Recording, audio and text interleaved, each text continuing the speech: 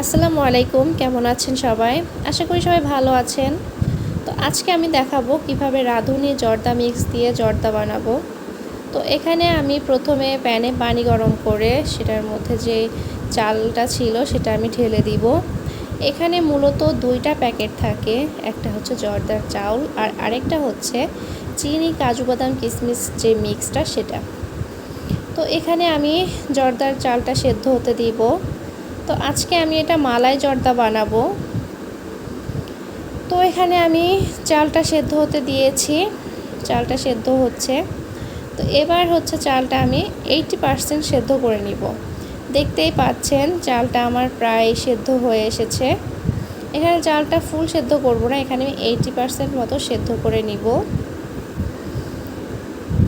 তো চালটা আমার সেদ্ধ হয়ে গেছে। এবার আমি এটা একটা জালিতে ঢেলে পানিটা সুন্দর মতো ঝরিয়ে নিব। এখানে পানিটা সুন্দর মতো ঝরিয়ে নেওয়ার পর আমি এখানে প্যানে 1 চামচ পরিমাণ ঘি দিয়ে গরম করে নিব। তো ঘি গরম করার পর আমি এটার মধ্যে জর্দাটা ঢেলে দিব। ঢেলে দেওয়ার পর আমি এটা সুন্দর মতো নাড়াচাড়া করব। বেশ কিছুক্ষণ নাড়াচাড়া করার পর এটার মধ্যে আরেকটা যে প্যাকেট ছিল চিনি, কাজু বাদামের যে মিক্সটা, সেটা আমি প্যাকেট থেকে ঢেলে দিব। দেখতেই পাচ্ছেন চিনিটা আমি আস্তে আস্তে ঢেলে দিচ্ছি। তো চিনিটা এখানে ঢেলে দিব। ঢেলে দেওয়ার পর এটা সুন্দর মতন নাড়াচাড়া করতে হবে।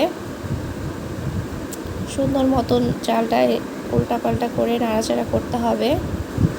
আর এই সময় জালটা একটু মিডিয়ামে রাখতে হবে, বেশি হাই জালে রাখলে এটা হচ্ছে পুড়ে যাওয়ার সম্ভাবনা থাকবে। তো এটা সুন্দর মতো নাড়াচাড়া করার পর কিছুক্ষণ পর চিনিটা গলে যাবে। দেখতেই পাচ্ছেন চিনিটা গলে গেছে। তো এবার আমি এক টুকরো লেবু থেকে লেবুর রস চিপে দিব। এখানে চাইলে আপনারা কমলা লেবু কিংবা মালটার রসও দিতে পারেন, কিন্তু আমার কাছে লেবু ছিল এজন্য আমি লেবুর রসটাই দিয়েছি। তো এবার আমার জর্দাটা ঝরঝরে হয়ে গেছে, এবার নামিয়ে ফেললাম।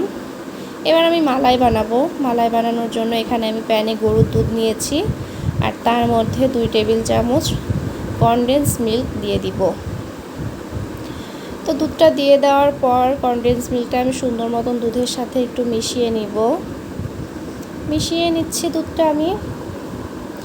দুধটা মেশানো হয়ে গেলে এটা আমি হালকা হিটে রেখে দুধটা সুন্দর মতন জাল করে নিব।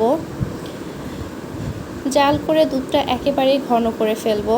তো এর মধ্যে আমি কয়েক দানা এলাচের দানাগুলো গুঁড়ো করে দিচ্ছি, জাস্ট সুন্দর একটা স্মেল হওয়ার জন্য। তো এখানে দুধটা নাড়াচাড়া করতে করতে দেখুন দুধটা অনেকটাই ঘন হয়ে এসেছে। তো এইভাবে আরও কিছুক্ষণ নাড়াচাড়া করব। নাড়াচাড়া করতে করতে দুধটা সুন্দর একটা টেক্সচার চলে আসবে। দেখুন কি সুন্দর লাগছে, একদম ঘন হয়ে গেছে। তো আমার দুধের মালাইটা অলরেডি হয়ে গেছে। এবার আমি এটা নামিয়ে সার্ভ করব। তো এখানে আমি জর্দাটা নামিয়ে এখানে মালাইটা দিয়ে সুন্দর মতন সার্ভ করেছি। কেমন হয়েছে সবাই জানাবেন আর আমার চ্যানেলটা সাবস্ক্রাইব করবেন।